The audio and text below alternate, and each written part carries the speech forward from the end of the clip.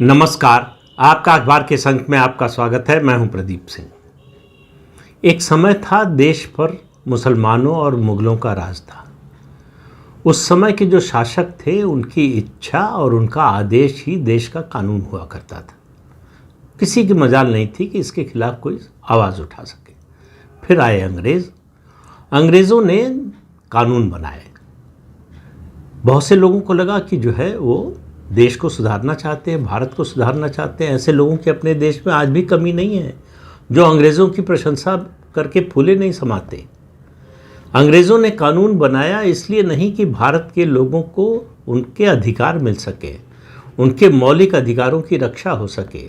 उन्होंने कानून बनाया ताकि अपने साम्राज्य का विस्तार कर सके, अपने साम्राज्य का दबदबा बनाए रख सके और भारतीय लोगों पर अत्याचार कर सके कानून का सहारा लेकर।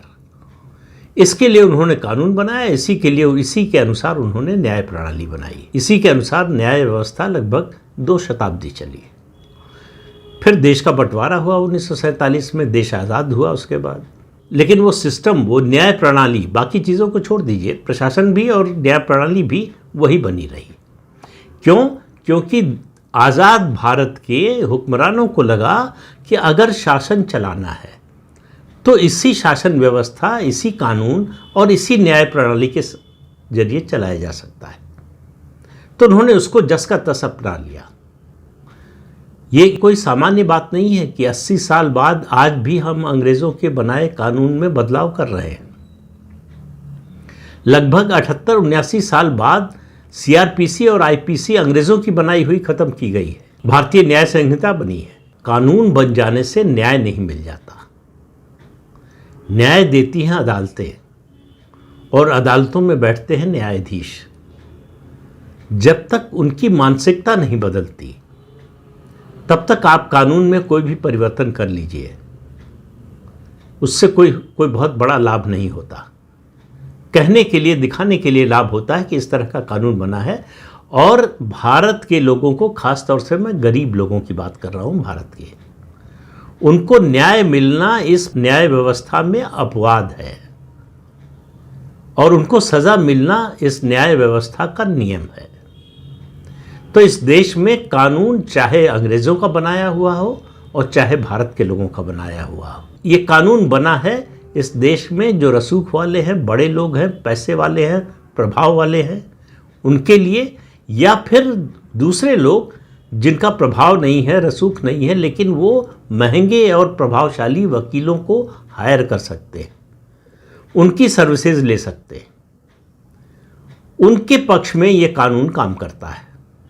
ये वकील तय करते हैं कि न्याय किस तरह से मिलेगा और किसको मिलेगा। कानून नहीं, आप कोई भी कानून बना लीजिए, और ज़्यादातर मामलों में जज भी नहीं तय करते कि किसको न्याय मिलेगा किसको नहीं। ये वकील तय करवाते हैं, इनके अनुसार तय होता है। वरना क्या कारण है कि रात के 2 बजे देश की सर्वोच्च अदालत का दरवाज़ा एक आतंकवादी की फांसी की सज़ा, जिसको सुप्रीम कोर्ट ने ही फांसी दी है और राष्ट्रपति ने जिसको राहत देने से मना कर दिया है, उसकी फांसी रुकवाने के लिए सुप्रीम कोर्ट का दरवाज़ा आधी रात को खुलता है। एक NGO की प्रमुख की गिरफ्तारी पर रोक, जिसकी गिरफ्तारी का आदेश हाई कोर्ट से दिया जाता है, फ़ोन पर उसकी गिरफ्तारी पर रोक लग जाती है छुट्टी के दिन जब अदालत नहीं बैठी होती है तब। ये कोई अनहोनी घटनाएं नहीं है, ये सामान्य घटनाएं।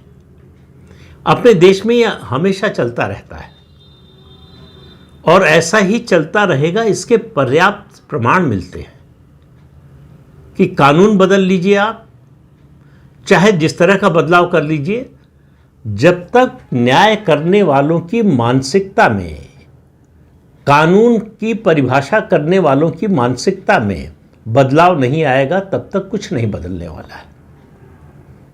कल मैंने एक खबर पढ़ी कि दिल्ली की कड़कड़ डूमा कोर्ट ने शर्जील इमाम को अंतरिम जमानत दे दी है 10 दिन की। शर्जील इमाम का नाम अब इस देश में न जानते हो ऐसे लोग आपको कम मिलेंगे। जिनको 2020 का दिल्ली दंगा याद है वो शर्जील इमाम का भी नाम जानते होंगे। जिन्होंने चिकन नेक का नाम सुना है वो भी शर्जील इमाम का नाम जानते होंगे। जिन्होंने भारत तेरे टुकड़े होंगे इंशाअल्लाह इंशाअल्लाह का नारा सुना है, वो भी शर्जील इमाम को जानते होंगे। तो यही शर्जील इमाम थे जो कह रहे थे कि चिकन नेक को काट दो, भारत को तोड़ दो, कोई समस्या नहीं होगी। 2020 में जो दिल्ली में हिंदू विरोधी दंगा हुआ, दिल्ली पुलिस की जांच और जांच के बाद दायर चार्जशीट के मुताबिक शर्जील इमाम इन दंगों का मास्टरमाइंड था। एक व्यक्ति जो दंगों का मास्टरमाइंड है, दिल्ली पुलिस की जांच के मुताबिक चार्जशीट जो दाखिल हो चुकी है कोर्ट में, जिसको हाई कोर्ट ने जमानत देने से मना कर दिया, जिसको सुप्रीम कोर्ट ने जमानत देने से मना कर दिया, उसको कड़कड़डूमा कोर्ट ने अंतरिम जमानत दे दी है। अब जमानत तो किसी को भी मिल सकती है, सुप्रीम कोर्ट का ही जो है ये नियम बनाया हुआ है, ये संविधान में कहीं नहीं लिखा है, लेकिन सुप्रीम कोर्ट ने कह दिया। याद कीजिए अंग्रेज़ों को और उससे पहले मुगलों को और मुसलमानों को। हालांकि ये तुलना ठीक नहीं है, आज की न्याय प्रणाली की तुलना मुसलमानों और मुगलों के राज से करें, लेकिन जो हमको होता हुआ दिखाई दे रहा है उससे आंख कैसे बंद कर ले। सुप्रीम कोर्ट का कहना है कि बेल नियम है और जेल अपवाद है। अब आप सोचिए, जब सुप्रीम कोर्ट ये कहेगा तो उसके नीचे की जो कोर्ट्स हैं उनका रवैया क्या होगा। तो बेल नियम बन गया है इस देश में बिना कोई संवैधानिक व्यवस्था हुए, और जेल अपवाद हो गया है। तो इसलिए शर्जील इमाम को जमानत मिल गई तो कौन से आश्चर्य की बात है। लेकिन शर्जील इमाम को जमानत किसी कानूनी आधार पर नहीं है, संविधान के किसी प्रावधान के आधार पर नहीं है। हालांकि प्रावधान उसके लिए खोज लिए जाते हैं। उसने एप्लीकेशन क्या दी थी, उसने मांग क्या की थी, उसके वकील ने मांग की। शर्जील इमाम का कहना है कि उसके भाई की शादी तय होने वाली है। शादी तय नहीं हुई है, उसकी कोई तारीख तय नहीं हुई है, शादी तय होने वाली है। ऐसे में उसका मौजूद रहना बहुत ज़रूरी है, और इसके अलावा उसकी माँ की तबीयत नहीं ठीक है, उनकी देखभाल करने वाला कोई नहीं है। इस आधार पर उसको अंतरिम जमानत दी जाए। तो भाई की शादी तय होने वाली है और लेकिन माँ की देखभाल करने वाला कोई नहीं है। अब ये तर्क मेरे जैसे नासमझ कम समझ वाले व्यक्ति को थोड़ा अटपटा लगता है कि भाई तुम जेल में हो, भाई तो तुम्हारा है बाहर है जो शादी करने जा रहा है, लेकिन माँ की देखभाल नहीं कर सकता। ये उस कौम के लोग बोल रहे हैं जो कहते हैं कि हमारा अब नया नारा है, हम दो हमारे 24, और दंगा करने के लिए लोगों को जुटाने में कोई दिक्कत नहीं होती, लेकिन माँ की देखभाल करने के लिए कोई मिल नहीं रहा है। तो इसलिए शर्जील इमाम का जेल से निकलना बड़ा ज़रूरी है, और 10 दिन में देखभाल ऐसी कर लेंगे माँ की कि फिर माँ जो है, माँ को देखभाल की ज़रूरत नहीं रहेगी। और ये शर्जील इमाम तो जेल से निकलने के लिए इस तरह के हथकंडे अपनाएगा ही। लेकिन आप देखिए अदालत का, इस देश में अदालतें ज़्यादातर मामलों में, सभी मामलों में नहीं, ज़्यादातर मामलों में दंगे के आरोपियों और आतंकवाद के आरोपियों के प्रति बड़ी मानवता दिखाती है, बड़ी संवेदनशीलता दिखाती है। उनके मानवाधिकार की उन्हें बहुत चिंता रहती है। उन्हें लगता है कि उन्हें जेल भेजकर अदालत अन्याय कर रही है, अमानवीय काम कर रही है। तो जितनी जल्दी से जल्दी उनको जेल से बाहर निकाला जाए, उतना ही न्याय व्यवस्था, न्याय प्रणाली मजबूत होगी। इस देश में कितने लाख नहीं, कितने करोड़ लोग जेल में हैं जो इतनी सज़ा काट चुके हैं जितनी, अगर उनका अपराध, जिस अपराध में उनको बंद किया गया है, वो साबित हो जाए और सज़ा सुनाई जाए तो वो भी कम पड़ेगी। उससे ज़्यादा समय तक जेल में रह चुके हैं। उनके लिए बेल नियम नहीं है, उनके लिए तो जेल ही नियम है। तो इस देश में 2 तरह की न्याय प्रणाली चल रही है। एक रसूख वाले लोगों के लिए, पहुंच वाले लोगों के लिए, महंगे वकील अफोर्ड करने वालों के लिए, उनके लिए बेल नियम है और जेल अपवाद है। बाकी सारे देश के लोगों के लिए, सामान्य लोगों के लिए, खासतौर से गरीबों के लिए जेल नियम है और बेल अपवाद है। अगर उनको बेल मिल जाए तो आप आश्चर्य कर सकते हैं कि कैसे मिल गई। उनको बेल मिलना एक दुर्घटना है, अचानक हो जाती है। ऐसा नहीं होता है कि ये जो है सामान्य तौर पर हो जाता हो। उनके लिए इस देश की न्याय प्रणाली अलग तरह से सोचती है। हमारे माननीय न्यायाधीशों के मन में अलग तरह की भावना होती है उनके लिए।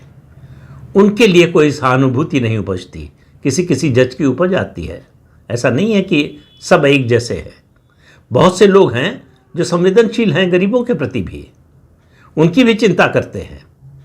लेकिन अगर कोई स्टडी कराई जाए, देखा जाए कितने गरीबों के साथ ऐसा व्यवहार हुआ और कितना पैसा वाले और पहुंच वालों के साथ हुआ, तो आपको समझ में आएगा कि गरीबों के साथ जो होता है वो अपवाद है और अमीरों के साथ जो होता है वो नियम है।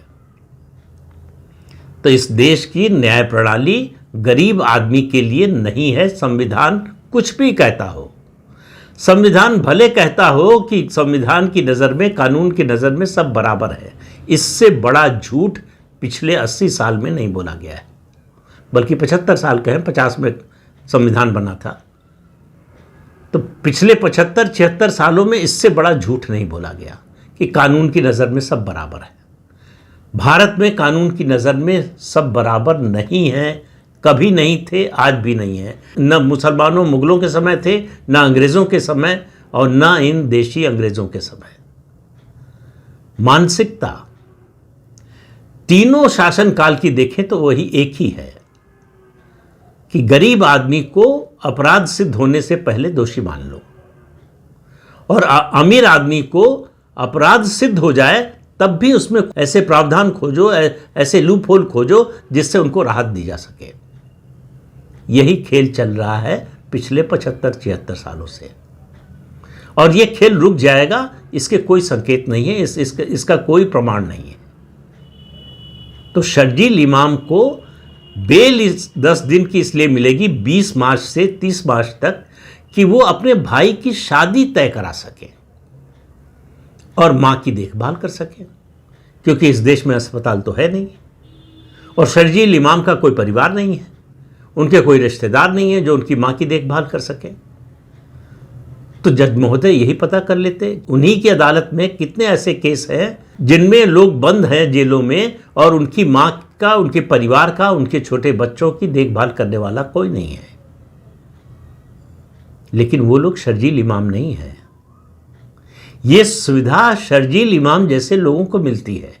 तो जिन लोगों को इस देश में ये गलतफहमी है कि कानून और संविधान की नज़र में सब बराबर है, वो अपनी गलतफहमी दूर कर ले और इस बात का एहसास हमारी अदालतें समय समय पर बार बार कराती रहती हैं। हम ही लोग मूर्ख हैं जो इस भुलावे में रहते हैं कि नहीं सब बराबर है। इससे बड़ा झूठ इस देश में आज़ादी के बाद तो कम से कम नहीं ही बोला गया है और गरीब आदमी को ये मान लेना चाहिए, बल्कि मैं कहता हूँ कोई मान कर चलता है। वो जानता है कि अदालत से उसे न्याय नहीं मिलेगा, फिर भी जैसे रेगिस्तान में प्यासा आदमी होता है, जानता है कि रेगिस्तान में पानी नहीं मिलेगा या मिलेगा तो बड़ा मुश्किल है, लगभग असंभव है, लेकिन फिर भी पानी की तलाश में रहता है। वैसे ही इस देश का गरीब आदमी न्याय की तलाश में रहता है कि शायद मिल जाए। घर बिक जाता है, थोड़ी बहुत ज़मीन जायदाद होती है वो बिक जाता है, 2-2, 3-3 पीढ़ियाँ खप जाती हैं, न्याय नहीं मिलता। न्याय किसको मिलता है? आधी रात को दरवाज़ा किसके लिए सुप्रीम कोर्ट, हाई कोर्ट का खुल जाता है? जो पहुंच वाले हैं, रसूख वाले हैं, पैसे वाले हैं। तो इस देश में न्याय किसको मिलेगा सबसे पहले तय करते हैं बड़े वकील, फिर उसके बाद जज, उसके बाद कानून का नंबर आता है। उनको राहत देने के लिए कानून के प्रावधान खोजे जाते हैं, कानून का इंटरप्रिटेशन इस तरह से किया जाता है कि उनको राहत दी जा सके। लेकिन जैसे गरीब आदमी का मामला आता है, स्पिरिट कानून की, संविधान की अलग हो जाती है। केवल लेटर देखा जाता है कि भाई ये कानून में लिखा है, ये तुमने किया है, तुमको सजा मिलेगी। तो देश की न्याय प्रणाली जब तक नहीं बदलेगी, इस देश के आम आदमी की, गरीब आदमी की स्थिति नहीं बदलेगी। उसका विश्वास देश की न्याय प्रणाली से उठ गया है। एक लंबे समय तक देश के गरीबों को बड़ा विश्वास था देश की सर्वोच्च अदालत से, वो भी खत्म हो रहा है, बल्कि हो ही गया है। अब सर्वोच्च अदालत की ओर भी वो उम्मीद की नज़र से नहीं देखते, बल्कि उनके लिए तो जैसे राजा महाराजाओं के किले थे और उनके दरवाजे उनके लिए नहीं खुलते थे, उसी तरह से सर्वोच्च अदालत के दरवाजे गरीब आदमी के लिए नहीं खुल सकते। क्योंकि अगर वो चाहे भी तो वो वकील नहीं रख सकता जो सुप्रीम कोर्ट में प्रैक्टिस करते हैं, जो सुप्रीम कोर्ट में उसका केस लड़ने जा सकते हैं। अपवाद स्वरूप कुछ वकील होते हैं जो प्रो बोनो बेसिस पर, यानी मुफ्त में ऐसे केस गरीबों के लड़ते हैं, लेकिन फिर कह रहा हूं वो अपवाद है, नियम नहीं है।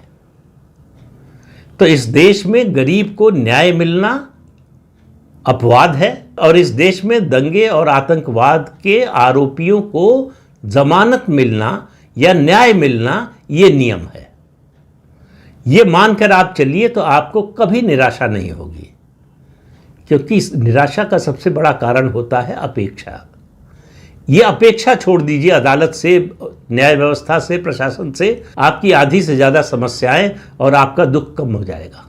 तो शर्जील इमाम को जमानत मिलना ये संदेश है जो दंगा करना चाहते हैं, जो दंगों के मास्टरमाइंड होते हैं, उनके लिए कि कुछ दिन जेल में रहना पड़ेगा ज़्यादा से ज़्यादा, उससे ज़्यादा कुछ नहीं। अगर बरी जब तक नहीं होते तब तक जमानत मिलती रहेगी। अभी तो भाई की शादी तय होनी है, भाई की शादी जब तय हो जाएगी तो फिर जमानत का आधार बन जाएगा। भला बताइए, दिल्ली पुलिस कहते रहे कि वो दंगों का मास्टरमाइंड है, लेकिन दंगों का मास्टरमाइंड है तो अपने भाई की शादी में नहीं जाएगा? ये कैसे हो सकता है? हमारी अदालत तो ऐसा बर्दाश्त नहीं कर सकती है, ऐसा अन्याय नहीं कर सकती है। तो उसको भाई की शादी में जाने का तो अधिकार है ही, संविधान अधिकार देता है भाई। तो जज साहब कैसे रोक लेंगे, अदालत कैसे रोक लेगी? तो इत्मीनान रखिए, शर्जील इमाम को अभी फिर जमानत मिलेगी, अंतरिम जमानत। पूर्ण जमानत मिलेगी नहीं मिलेगी उसके बारे में मैं कोई भविष्यवाणी नहीं करना चाहता, लेकिन अगली अंतरिम जमानत का आधार बन गया है। अगर शादी तय कराने के लिए अंतरिम जमानत मिल सकती है तो शादी में शामिल होने के लिए क्यों नहीं मिल सकती? तो देखिए अपने देश की न्याय प्रणाली, अपने देश की न्याय व्यवस्था, और इस पर आंसू बहाइए। इससे ज़्यादा आपके अधिकार में कुछ नहीं है। तो इस अंक में इतना ही, अगले अंक में फिर मिलेंगे किसी नए मुद्दे के साथ। तब तक के लिए अनुमति दीजिए। आपसे अनुरोध है कि चैनल देखिए, शेयर कीजिए, लाइक कीजिए और सब्सक्राइब जरूर कीजिए। नमस्कार।